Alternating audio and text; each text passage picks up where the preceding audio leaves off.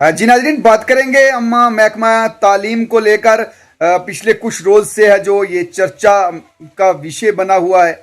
बारामूला की बात करें या पुंछ की बात करें, चीफ एजुकेशन ऑफिसर ने एक आर्डर निकाला कि जितने भी महकमा तालीम से वाबस्ता टीचर हैं वो सोशल मीडिया का इस्तेमाल नहीं कर सकते।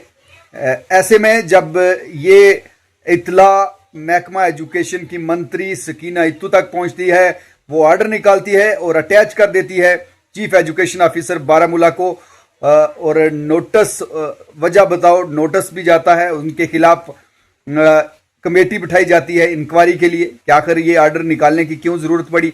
ऐसे में चीफ एजुकेशन ऑफिस पुंछ से आर्डर निकलता है कि जो गुज़श्ता रोज हमने आर्डर निकाला था कि टीचर जो सोशल मीडिया का इस्तेमाल नहीं कर सकते, वो आर्डर हम वापस लेते हैं, वो आर्डर हम कैंसिल करते हैं। लेकिन जहां तक समझ में आ रहा है कि सरकार ये चाह रही है कि जो आर्डर पहले निकला है कि कोई भी सरकारी जो गवर्नमेंट एम्प्लॉइज है वो सोशल मीडिया का इस्तेमाल नहीं कर सकता।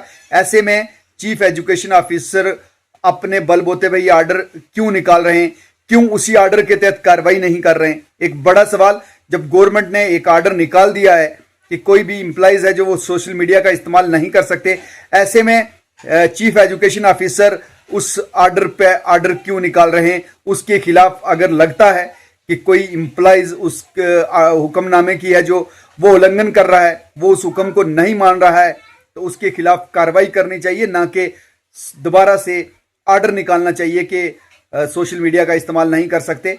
यानी ऑलरेडी सरकार ने ये आर्डर निकाला हुआ है कि कोई भी एम्प्लॉइज है जो वो सोशल मीडिया का इस्तेमाल नहीं कर सकते। ऐसे में अगर कोई भी गवर्नमेंट एम्प्लॉइज सोशल मीडिया का इस्तेमाल करते पकड़ा जाता है या उसके खिलाफ कोई शिकायत मौसूल होती है तो उसके खिलाफ कार्रवाई करनी चाहिए, ना कि अभी आर्डर निकालने की जरूरत है।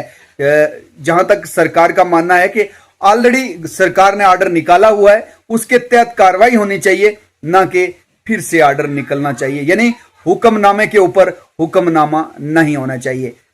अभी के लिए बस इतना ही, किसी और वीडियो के साथ मिलते हैं, तब तक के लिए अल्लाह हाफिज।